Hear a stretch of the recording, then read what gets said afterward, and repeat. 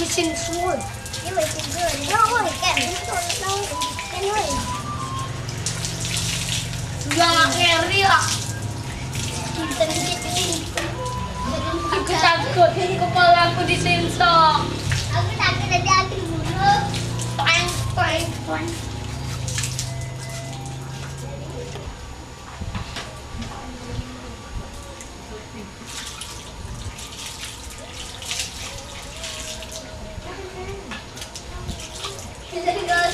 Thôi này gì đâu.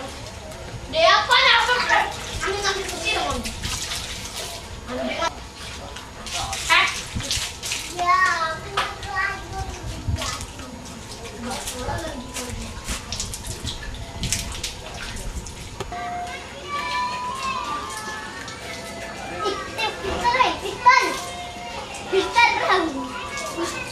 Oh, untuk nembak burung buatan TK aja. Ada kok tembak burung. Oh, bersama itu kan ada orang bawa bukan di tangan kan. Tahu.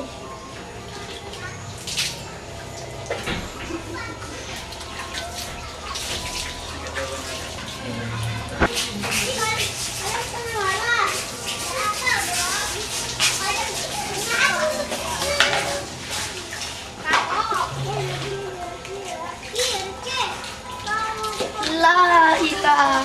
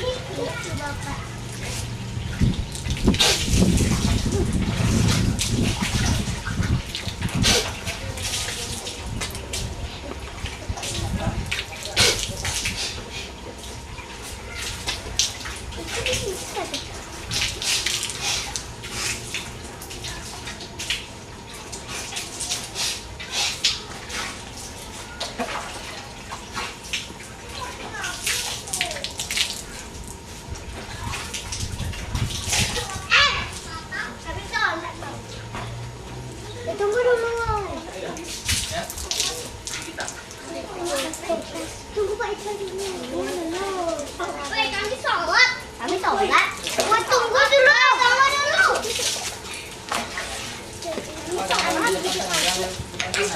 Yang lewat di situ. Apa, Pak? Ini pistol. Mana pistol? Nah, ada ini. Pistol. Iya, pistol. Emang ibu tadi Pak Andi.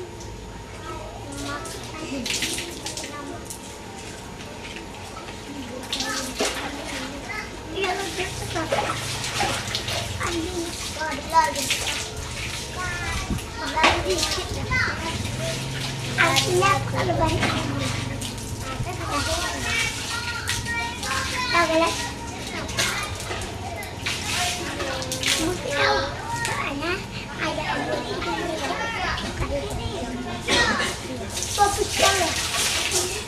Itu pistol loh. Nembak pun. Sudah nembak. Nembak.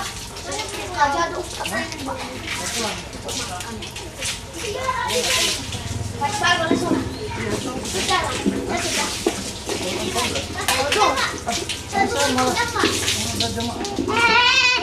Ulang lagi.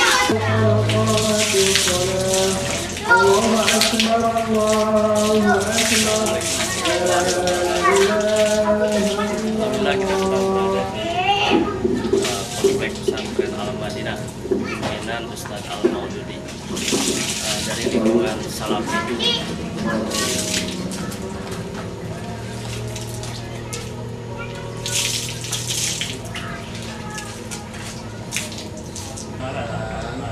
Jadi kalau kita ambil dari Usman meminta wudhu, lalu dituangkan ke tangannya.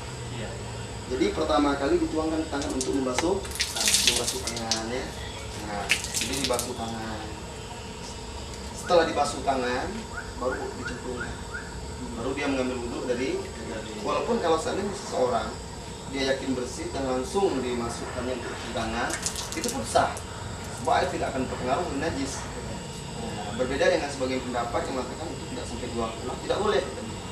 Tapi insya Allah pendapat yang rajih, air itu tetap berada dalam kesuciannya selama tidak ada najis yang merubah salah satu dari 3 kan, yaitu warna, bau, atau rasa. Jadi pertama, pertama dituangkan air ya, dituangkan ke tangan kita. Bismillah ya, Bismillah. Kalau kita masuk. Kalau niat gimana letaknya, Ustaz? Inherent? Sebenarnya niat itu kan kesengajaan hati. Saat ini sudah niat. Kita baca Bismillah itu sendiri dan kita sudah tahu bahwa kita itu akan berwudu. Nah itulah dia niatnya. Jadi tidak mesti harus menyawa itu. Nah, wudu, segala macam. Sudah langsung Dia sudah langsung kesengajaan hati. Jadi tidak perlu dilafaz lagi. Cukup baca Bismillah itu sendiri. Kita sudah tahu mau berniat, itu sudah cukup itu niat kita. Jadi baca Bismillah. Dan mengenai baca Bismillah ini, kalau dalam WC, sebagian ulama memakruhkan itu tidak sampai ke haram. Ya, tidak sampai ke haram. Sebagian orang mengatakan cukup dalam hati. Tapi kalau seandainya wajib dibaca. Setelah selesai kita basuh, baru kalau seandainya tidak pakai keran, itu boleh kita masukkan tangan kita ke dalam tempat berwudu. Kemudian kita mulai dengan kumur-kumur dan istinsyaq. Seperti tadi saat itu kita katakan Rasulullah SAW kumur-kumur ambil air dengan tangan kanannya, hirup dengan mulutnya, terus istinsyaq dengan hidungnya, kemudian istinsyaq dengan tangan kanan. Istinsyaq. Ya.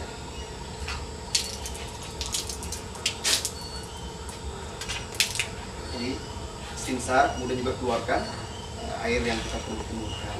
Nah, dalam istinsyaq Rasulullah perintahkan dihirup kuat-kuat. Nah, ya, dihirup itu kalau tidak puasa. Ya, bukan sekedar ditaruh. Tidak begitu aja ya.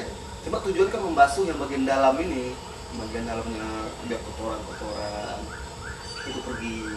Kalau sekedar itu kan tidak sampai tujuannya. Kecuali kalau berpuasa itu dikhawatirkan karena hidung ini kan ada hubungannya dengan tenggorokan ya. Tapi kan akan masuk ke dalam.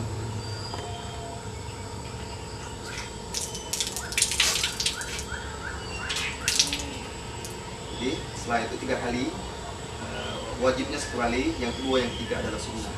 Selesai semuanya baru kita lanjutkan dengan membasuh muka.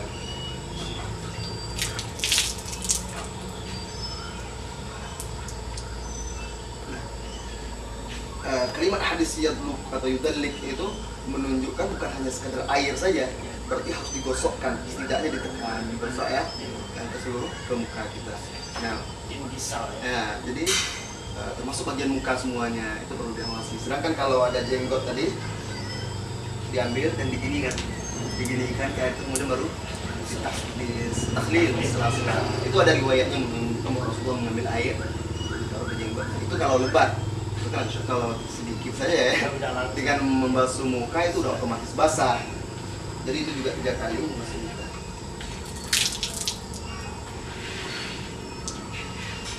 Jadi ada sebagian yang memutar ini segala macam, itu tidak ada ketentuannya secara syar'i ya.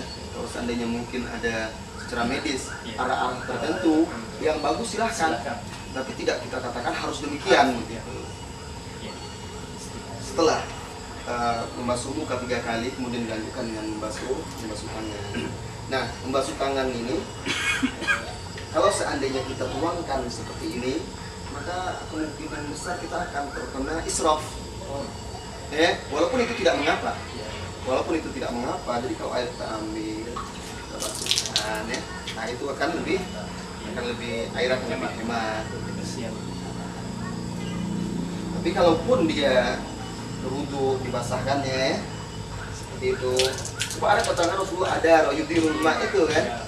Nah, cuma tetap harus dia jaga untuk berhemat dengan air. Nah, di situ disebutkan hadis Rasulullah ada yudirul ma, bisa dengan tangannya diambil kan. Nah, di depan ya, digosokkan. Kemudian di situ dia bertakbir dan dimana. Begitu juga dengan tangan kiri. Tangan sudah ya. Tahlil juga sudah. Kemudian kelanjutkan dengan kepala, mengusap kepala. Jadi mengusap kepala itu tidak air yang kita ambil sebagaimana membasuh, karena tujuannya sendiri itu adalah mengusap, bukan membasuh, menyapu. Oleh karena itu di dalam hadis-hadis itu disebutkan Rasulullah mengambil air dan membuang airnya itu kembali ya, membuang, kemudian beliau meletakkan tangannya di bagian depan kepala. Setelah itu beliau sapukan belakang, ila kofar, ya, ila kofar sampai bagian belakang. Kemudian dikembalikannya lagi ke tempat asalnya, ke depan. Setelah itu beliau langsung memasukkan jari telunjuknya ke dalam dan membersih minyak, mengusap bagian dalamnya, langsung melanjutkan bagian luarnya dengan jempol. Dan ini dalam sebagian hadis riwayat disebutkan 1 kali, dalam hadis lain juga yang disebutkan oleh Syekh Albani dihasankan oleh Ibnu Hajar Al-Asqalani itu bisa lebih dari 1 kali. Tapi para ulama sepakat semuanya tidak boleh lebih dari 3 kali. Karena kan ada hadisnya ya. Ketika Rasulullah mengajarkan kepada seseorang hadzal wudu faman zada faqad asaa wa zalama faqad asaa au zalama. Kemudian juga ada keterangan yang disahihkan oleh Syekh Albani, beliau mengambil air tersendiri untuk mengusap telinganya. Jadi selain dari ini, jadi bukan sisa kepalanya, tapi air baru untuk mengusap telinganya. Dan kalau hadis itu juga sahih, maka kedua-dua kaifiat itu boleh dilakukan, boleh. Kemudian selesai itu kita lanjutkan dengan membasuh kaki. Nah, membasuh kaki juga tidak ada ketentuan yang di dalam Al-Quran Sunnah harus dimulai dari sini, tetapi yang tujuan utamanya adalah seluruhnya basah dan digosok sampai ke mata kaki. Namun kalau kita pahami zahir ayat itu, di situ tersirat ya, ilal ka'bain. Berarti kalau ilal itu ada mulainya dari mana? Nah, berarti di situ ada bisa dipahami dimulai dari sini kemudian ke sini. Dan tentunya itu akan bisa dilakukan kalau air itu dituangkan ya, dituangkan. Nah, ketika itu juga disunahkan apa tadi? Takhlil dengan asabi. Kalau dengan keran tentu lebih membantu. Atau bisa juga air diambil, kemudian digosokkan, kemudian baru takhlil. Itu semuanya bisa dilakukan, tidak ada ketentuan dari Rasulullah SAW. Kemudian setelah 3 kali, 2 kali atau 1 kali dilanjutkan dengan yang kiri. Begitu juga boleh kita siramkan langsung. Ambil airnya kita siramkan 3 kali juga ya.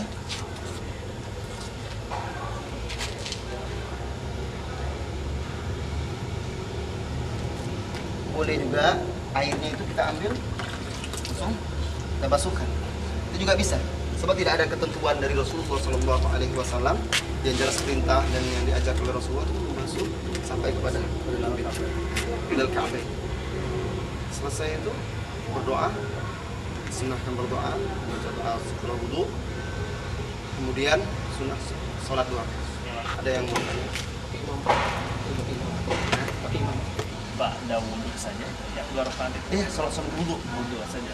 Sholat sunat wudu. Tidak ada yang menamakan syukur wudu atau Enggak.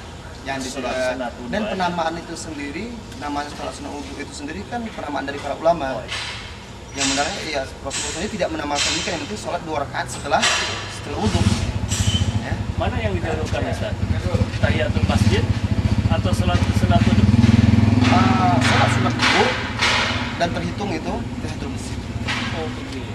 Kenapa? Karena sholat tahiyatul masjid itu tujuannya memanfaatkan waktu ketika kita masuk masjid. Asal sholat 2 rakaat, dan nama tahiyatul masjid sendiri belakangan namanya itu. Rasulullah hanya mengatakan idza dakhala ahadukum masjid fala yajlis hatta yarka'a rak'atain. Apabila salah seorang masuk masjid, jangan duduk sampai dia sholat 2 rakaat. Tidak ditentukan. Bahkan kalau kita masuk azan sudah dikumandangkan, kita sholat qobliyah 2 rakaat misalnya rawatib. Itu sudah terhitung tahiyat, jadi dapat diapakan lagi.